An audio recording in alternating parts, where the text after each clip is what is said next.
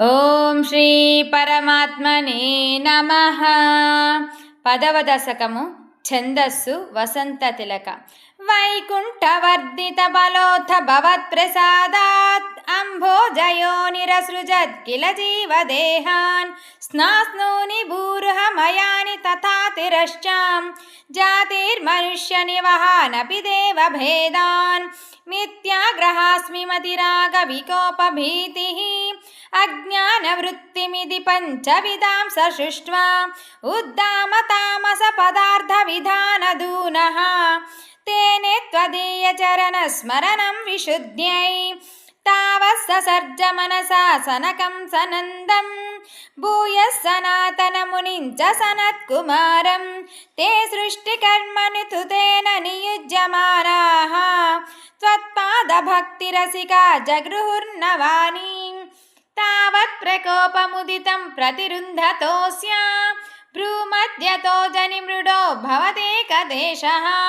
నామాని మే కురు పదాని చ విరించే త్యాదౌ రురోధ కిల తేన సరుద్రనామా ఏకాదశహ్వతయ చ విభిన్న రూపం రుద్రం విధాయ దయితా వనితాశ్చ దత్వా తావంత్య దత్త చ పదాని భవత్ప్రణున్నః ప్రాహ ప్రజా విరచనాయ చ సాదరంతం రుద్రావిసృష్టభయదాకృతి రుద్రసంగ సంపూర్యమాన భువనత్రయభీతచేతాః మామా ప్రజా సృజత పర్ష మంగళాయేత్యాచష్టతం కమలభుర్భవదీరితాత్మా తస్యాత సర్గరసికస్య మరీచిరత్రిః తత్రాంగిరాః క్రతుమునిః పులః పులస్త్యః అంగాదజాయత భృగుశ్చ వసిష్ఠదక్షౌ శ్రీనారదశ్చ భగవన్ భవతంగ్రిదాసః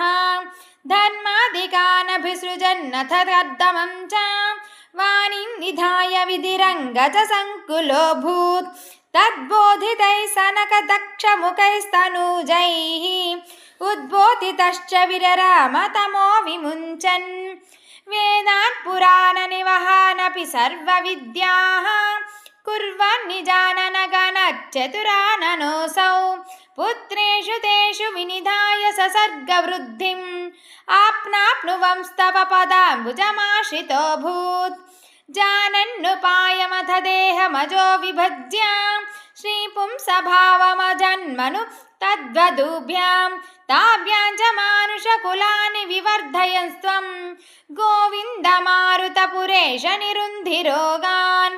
శ్రీహరయే నమః.